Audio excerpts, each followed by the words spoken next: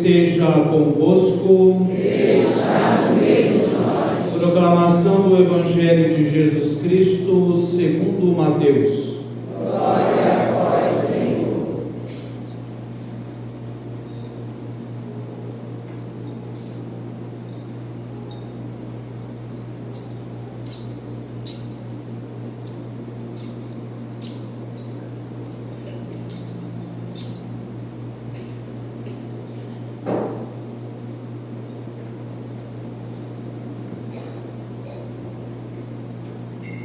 Naquele tempo, vendo Jesus as multidões, subiu ao monte e sentou-se. Os discípulos aproximaram-se e Jesus começou a ensiná-los. Bem-aventurados os pobres em espírito, porque deles é o reino dos céus. Bem-aventurados os aflitos, porque serão consolados. Bem-aventurados os mansos, porque possuirão a terra. Bem-aventurados os que têm fome e sede de justiça, porque serão saciados. Bem-aventurados os misericordiosos, porque alcançarão misericórdia. Bem-aventurados os puros de coração, porque verão a Deus. Bem-aventurados os que promovem a paz, porque serão chamados filhos de Deus. Bem-aventurados os que são perseguidos por causa da justiça, porque deles é o reino dos céus. Bem-aventurados sois vós, quando vos injuriarem e perseguirem, e mentindo, disserem todo tipo de mal contra vós, por causa de mim. Alegrai-vos e exultai, porque será grande a vossa recompensa nos céus. Palavra da salvação. Glória a vós, Senhor.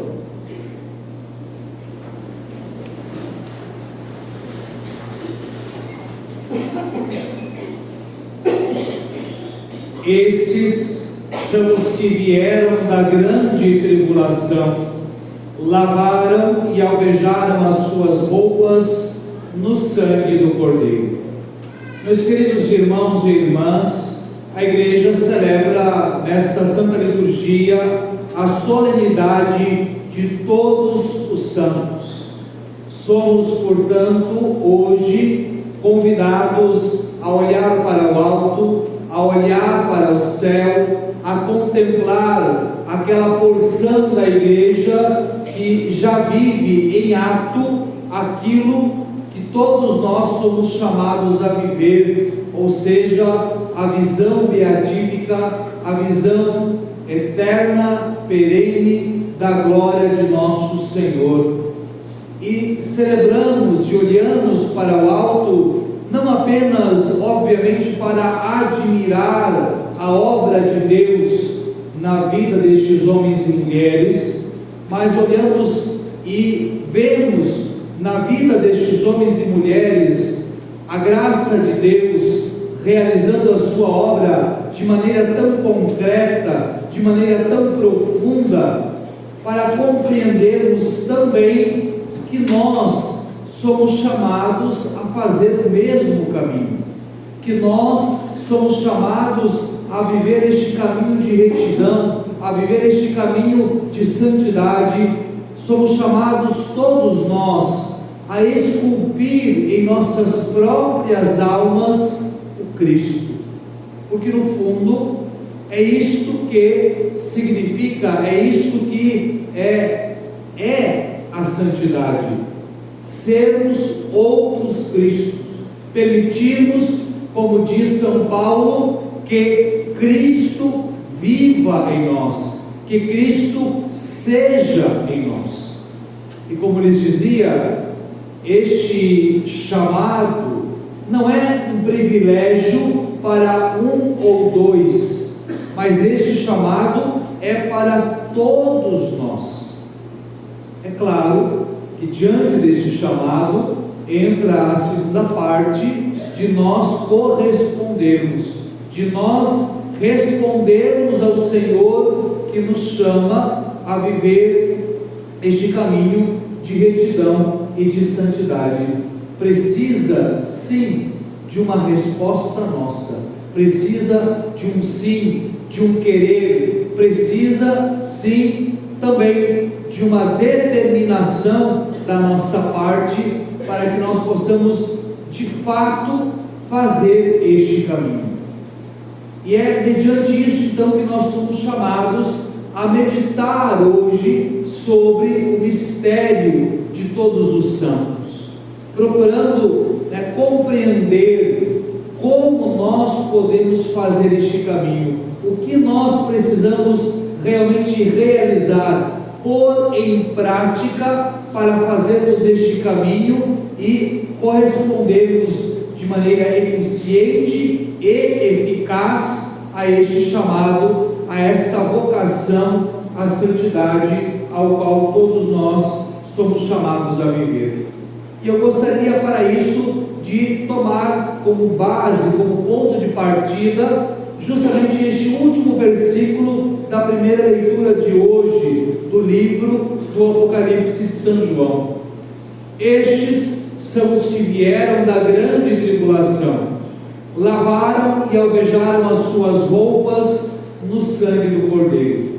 Esta resposta que o ancião de muitos anos, que está ali na visão de São João, dá a ele, é de algum modo a síntese daquilo que é trilhar um caminho de santidade.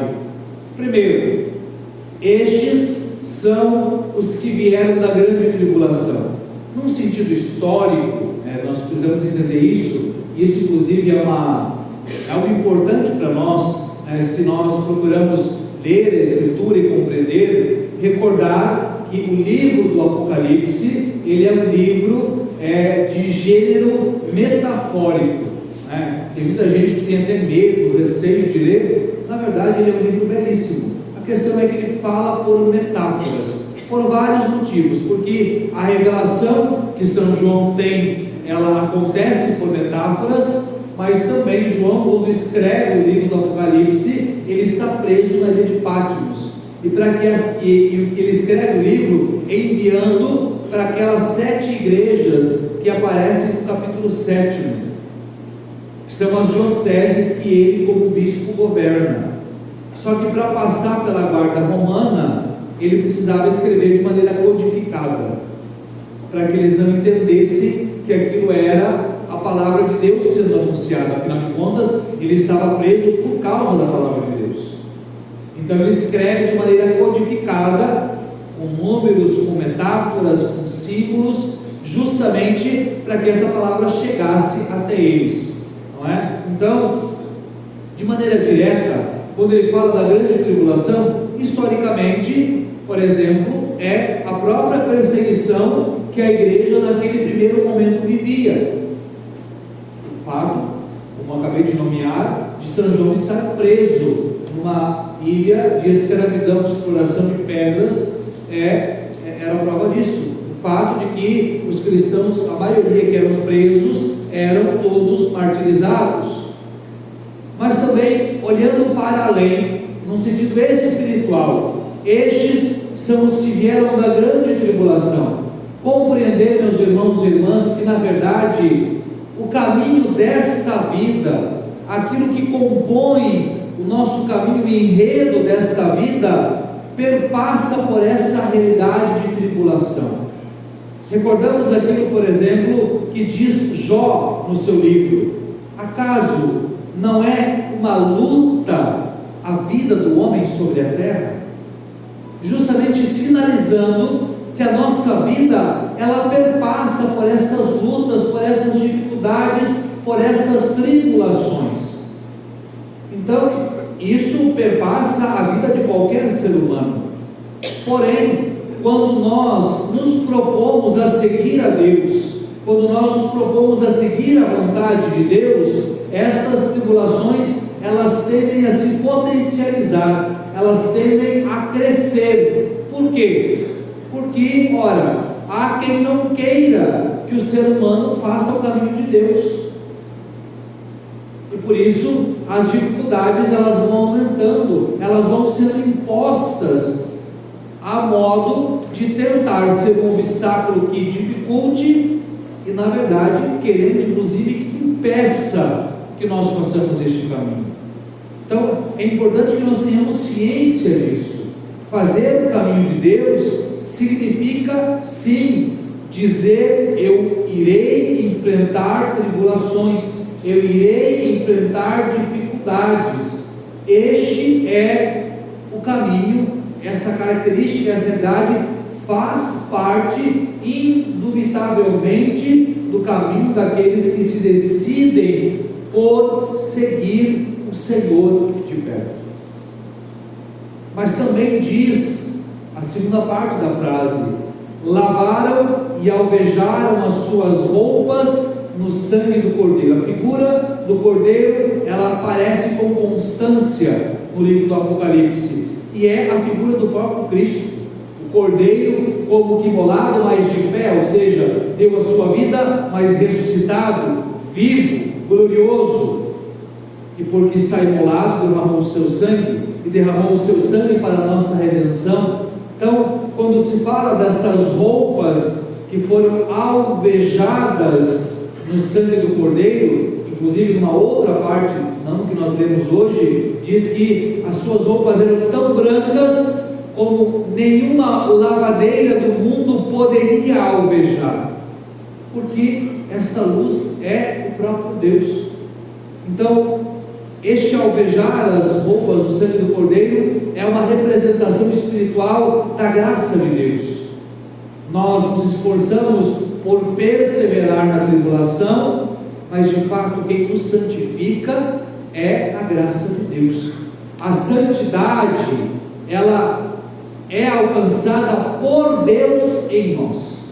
Então é a junção, obviamente, do nosso sim, da nossa determinação, dos passos que nós decidimos e nos esforçamos por dar, mas quem realmente realiza, quem realmente faz a coisa acontecer é a graça de Deus. É o seu sangue que nos purifica, que lava as nossas vestes. E aqui então, meus irmãos e irmãs, recordando que já mencionei de que todos nós somos chamados a este caminho de santidade, vamos tentar colocar de maneira prática o que nós podemos, o que nós devemos, o que cabe a nós fazer para alcançar esta santidade a qual nós somos chamados. E vamos ser bem francos, todos somos chamados, mas precisamos corresponder. Ser santo está para além de apenas ser salvo. E eu estou colocando esse ponto porque nós sabemos que há muitos que se contentam, com, diríamos assim, o salário mínimo, com o básico. Eu vou fazer somente aquilo que é necessário para salvar minha alma e está de bom tamanho. Tudo bem, se essa é a tua escolha, me desculpe falar isso, se a mesquinhez é a escolha, tudo bem, mas compreenda que você é chamado a algo mais. Compreenda que Deus quer te dar mais, mas para que Deus te dê mais, você também precisa querer receber mais. Aquela comparação que o Padre já usou outras vezes, Se alguém te oferece, sei lá, suco, você pode estender para ele um copinho de café, você pode estender um copinho de 100 ml, de 500, de 1 litro, um balde, um reservatório, uma piscina. A generosidade daquilo que você estender, o Senhor concederá. Então, o sim a este chamado à santidade é nosso, é pessoal. Se nós escolhemos responder só pelo básico, tudo bem, mas se resolvemos responder por aquilo que o Senhor nos chama, ansiando, desejando alcançar tudo que o Senhor deseja nos alcançar, também tudo bem, e é por ali que nós vamos. E qual é o caminho prático básico para isso? Mais uma vez, nós veremos que não há nada de novo, não há nenhuma receita mágica, não há nenhum segredo que é como se fosse, né, quase que aquele santo graal escondido, que se eu alcançar aquilo, né, se eu tiver aquela ideia, aquela atitude que é um segredinho, pronto, eu vou alcançar. Não. Na verdade, nós veremos que é o caminho básico, simples, que está ao alcance de todos nós e que precisa simplesmente ser levado com seriedade por nós. Então, 3 pontos. É claro que nós poderíamos aqui enumerar várias questões, mas não vou estender muito, até porque se já é difícil dar conta de uma coisa, imagina de muitas, né? Então, vamos procurando dar conta daquilo que é o mais essencial e o inicial. E o caminho que o Padre vai fazer, ele está mais ou menos baseado na teologia espiritual de Santa Teresa, no seu livro chamado Castelo Interior, onde ela vai caminhando acerca das chamadas moradas. Eu vou sintetizar em 3 pontos. Primeiro, se ouvindo o chamado do Senhor, nos determinamos a segui-lo, é preciso que estejamos determinados a pôr em prática, a viver de maneira séria os mandamentos da lei de Deus. Começamos por aí. Levar a sério, sem negociação, sem ficar fazendo corpo mole, levarmos a sério os mandamentos. Porque este primeiro passo é aquele passo não da heroicidade ainda, mas de vivermos o básico, né? Viver os mandamentos não é santidade. Viver os mandamentos é o mínimo. Como eu já disse para vocês, é estaca zero. Saímos do negativo e chegamos ao zero. Para ir para o positivo, serão outros passos. Mas é preciso, em primeiro lugar, pôr em prática, viver os mandamentos. Vivendo então os mandamentos, e isso que o Padre está falando, fica muito claro, por exemplo, no Evangelho que nós ouvimos alguns dias atrás da liturgia, aquela passagem do homem rico que vai até Jesus e pergunta o que era necessário para ele herdar o reino dos céus. Jesus fala sobre os mandamentos, ele diz: isso tudo eu já vivo. Ok, então vamos dizer assim, esse está salvo. Agora, se quer ser perfeito, se quer ser santo, só te falta uma coisa. E aí Jesus pede o amor, a virtude, o algo a mais. Então isso deixa bem claro que os mandamentos são o básico. Como eu disse, a estaca zero, zeramos. Saímos da realidade do pecado e entramos então no limiar zero. Agora vamos começar a caminhar para entrar naquilo que é heróico, naquilo que é o a mais, naquilo que nos conduzirá à santidade. O segundo ponto, aqui conjugo vida sacramental e vida de oração, porque as duas estão juntas, né? Só rezar em casa sem sacramentos não dá, só os sacramentos e não ter vida de oração também não dá. Os dois. E com seriedade mesmo. Porque pelos sacramentos Deus concede de maneira ordinária e abundante a sua graça. Todos os sacramentos que nós podemos receber, fomos batizados, recebemos a primeira Eucaristia, fomos crismados ou serão aqueles que estão a caminho ainda, e depois, durante a vida, o hábito da confissão frequente, quando há enfermidade, a unção dos enfermos, quem tem vocação ao matrimônio, casar-se diante de Deus, ou aqueles que não têm, que seja a vida sacerdotal, religiosa ou celibatária, vivê-la, e por isso poder beber dos sacramentos, porque aí está o caminho ordinário. Deus se dá cotidianamente em abundância nos sacramentos. Então receber, por exemplo, perdão do Senhor, receber Jesus na Eucaristia, não pode ser apenas um costume, não pode ser apenas uma breve tradição, mas eu devo receber com o coração aberto, com a minha alma realmente aberta, para permitir que a graça de Deus, que é abundante ali, ela possa me alcançar e realizar a obra que o Senhor quer realizar na minha alma. Mas também a vida de oração. E quando eu falo da vida de oração, Aqui estou mencionando o que ensina Santa Teresa, especialmente a chamada vida de oração interior. O que significa isso? Aquela vida de oração que me leva para dentro de mim mesmo. Portanto, aquela oração mais íntima, aquela oração que geralmente acontece mais no silêncio. Aqui vocês vão entender porque que tantas vezes o padre briga com a conversa, com os barulhos exagerados, inclusive na liturgia, porque isso não ajuda a rezar. Deus está no nosso interior. Santa Teresa, quando ela fala do castelo interior, não é um castelo de pedra. O castelo interior é o nosso coração, é a nossa alma. E ela diz: o rei está sentado no trono dentro deste castelo, mas para chegar a ele nós precisamos passar por etapas. Nós precisamos entrar no castelo, que é o primeiro ponto, Como é que a gente vai chegar na sala do rei se a gente não entra, não passa o muro do castelo? E como é que a gente faz isso? Entrando em nós mesmos. Santo Agostinho falava isso, não é? Eu te buscava fora e tu estavas dentro em mim. É lá que nós encontraremos o Senhor.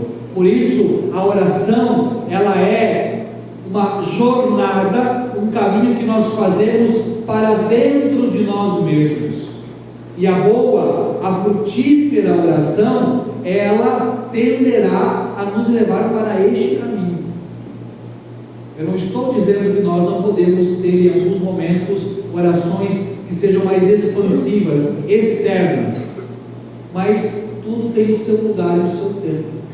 Mas a oração que mais nos conduz ao encontro de Deus mesmo, porque às vezes também, aqui um cuidado, a oração que é muito exterior, ela às vezes é a busca de satisfazer os sentidos.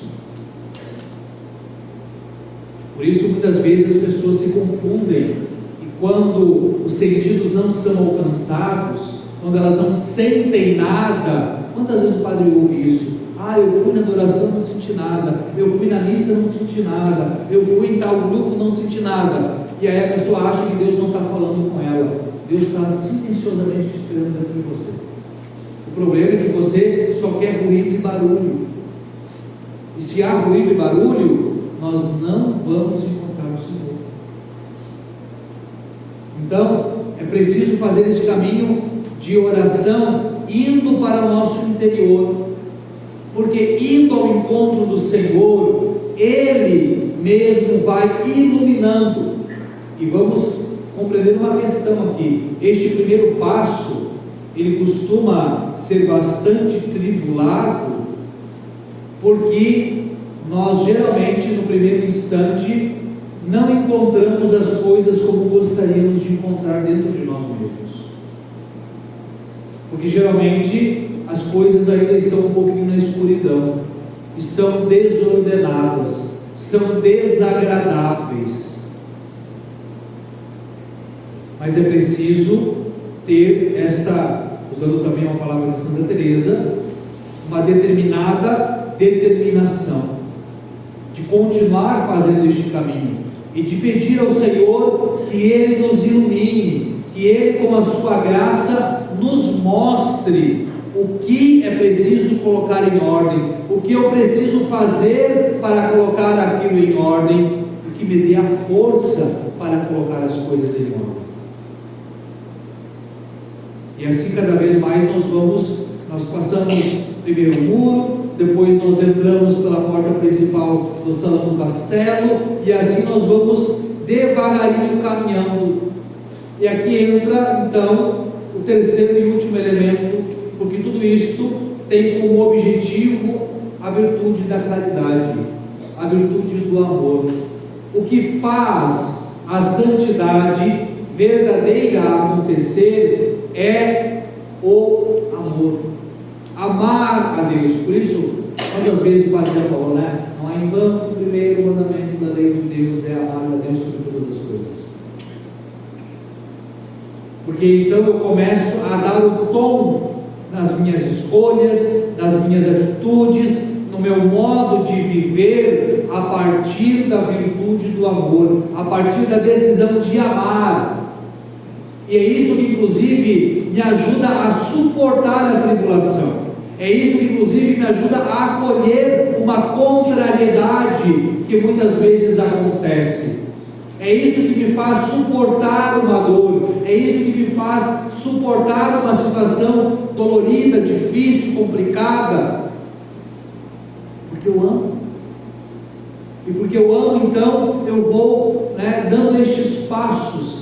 E aí diz Santa Teresa, conforme a gente vai se entregando ao amor, muitas vezes nós nem nos damos conta, mas a graça de Deus, ela vai como que nos empurrando, né? Imagina um barco, a vela, quando primeiro você precisa tirar da areia, você empurra, quem já viu, alguém velejar, para tirar o barco da areia é um sacrifício danado. Às vezes uma pessoa só não dá conta. Quando está ali na margem ainda é difícil, mas depois que o barco entra um pouquinho para o mar, onde está soprando o vento com um pouquinho mais de força e de constância, quando o velejador abre a vela, o barco só vai. E aí é só ir controlando a vela, o leme, e pronto, o barco vai deslizando tranquilamente sobre a água. Então, conforme nós vamos amando o Senhor, este amor vai nos alcançando, ele vai nos transformando, e inclusive aquilo que no início nos era pesado, porque quando a gente está na estaca zero, na estaca negativa, e a gente olha, quando se fala da santidade, a gente olha como algo muito distante. Nossa, difícil, muito complicado isso. Eu não consigo vencer esse ou aquele vício, essa ou aquela atitude errada que eu tenho, que eu já estou literalmente viciado a fazer. Não, eu não consigo mudar isso na minha vida, é muito difícil. No entanto, quando nós decidimos viver os mandamentos, procuramos o Senhor na intimidade da oração e decidimos por amá-lo, aquilo que era pesado começa a se tornar leve. Aqui nós voltamos a um outro trecho do Evangelho de São Mateus. Vinde a mim, vós todos que estáis cansados e fatigados, sob o peso dos vossos fardos, e eu vos darei descanso. Tomai sobre mim o meu jugo, que é suave. Você sabe o que é jugo, gente? Ao menos na terra do padre, o jugo a gente chama de canga. É aquele, geralmente é um artefato feito de madeira, que é colocado sobre o pescoço do cavalo, dos bois, para puxar a carroça, ou o arado, ou o que seja. Isso é jugo. Quando Jesus diz, tomai sobre vós o meu jugo, e aí entra, por exemplo, se você vai puxar uma carga pesada, um animal às vezes sozinho não consegue. Aí tem o jugo duplo, que é para dois, aí eles puxam mais tranquilamente. Quando Jesus diz, tomai sobre o meu jugo, que é suave, ele está dizendo, olha, eu vou puxar com você. E na verdade, no fim, quem acaba puxando é nosso Senhor. Nós, ao invés de puxarmos, nós é que acabamos sendo puxados por Ele, conduzidos. Por isso, o amor, ele vai tornando leve, ele vai tornando mais agradável, mais fácil esse caminho. De tal maneira, que se chegarmos ao ponto de chegarmos à sétima morada, quando a gente lê a vida de Santa Teresa, Teresinha, estes grandes santos, São Francisco, nós vemos que são santos de sétima morada. Para eles, por exemplo, não amar a Deus era praticamente impossível. Então eles não conseguiam nem sequer pensar na possibilidade de não amar a Deus, e por isso qualquer tipo de ofensa, por menor que fosse, para eles aquilo era rechaçado imediatamente. Eu vou dar um exemplo bem simples disso. Se eu chegar para vocês e disser o seguinte, olha, você está proibido, você não pode ofender e fazer mal à sua mãe. Aí geralmente a pessoa vai dizer, padre, mas isso é muito fácil, eu amo minha mãe, eu jamais teria a capacidade de fazer um mal, agredir ela, enfim, fazer qualquer mal. Por que você não tem essa capacidade? Você diz que isso é fácil, porque você ama ela. Então, quando a gente realmente ama a Deus, aquilo que antes era pesado de não fazer, passa a ser mais leve. Por quê? Porque amamos. E quando nós amamos, aquilo que humanamente é pesado e difícil, se torna leve.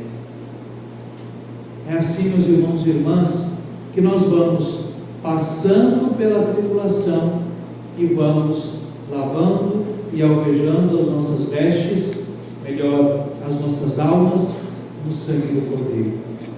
Que nós possamos, de tal modo, ouvindo o chamado que o Senhor nos faz, decidirmos por não permanecer o mínimo, o básico, mas possamos decidir a seguir o Senhor com todo o amor do nosso coração, com todo o amor da nossa alma, e assim, passando pela tribulação, lavando e alvejando as nossas vestes, nos tornarmos, como disse o Salmo, a geração que busca o Senhor.